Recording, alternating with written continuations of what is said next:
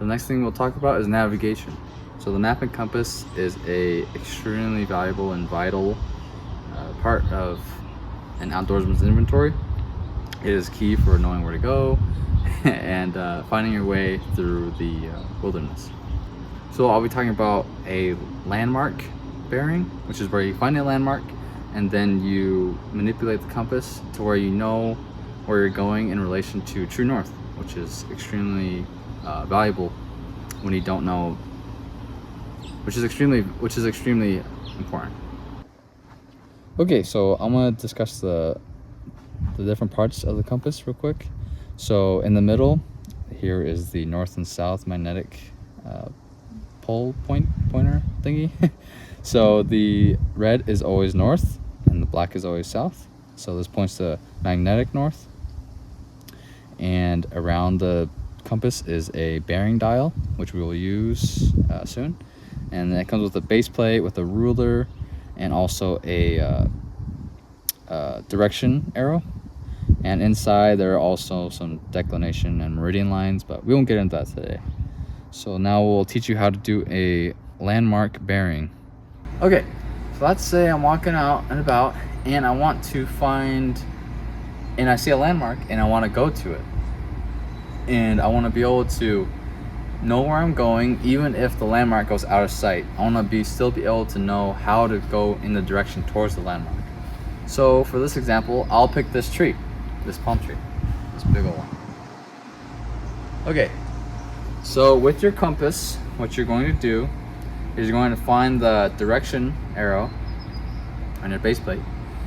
You're going to point it directly towards your landmark. So this is my landmark. Then what you're going to do is you're going to get your navigation stance, kneeling down. You're going to place the compass on your thigh, nice and flat, with the direction arrow right towards your landmark. So now I have my stance, my arrow is pointing towards my landmark. Now what we're going to do is we're going to put big red, which is this red outline. We're going to turn the bearing dial until big red is covering, or the shed, I'm sorry, this is the shed, this is big red. North is big red, this is the shed. Until we put the shed on big red. Woo. So now big red is in the shed. And now what we're going to do is we're going to look at this line. It's a white line. You can see it moving. See there's a white line right there? So we're going to take that white line. It's called the index line.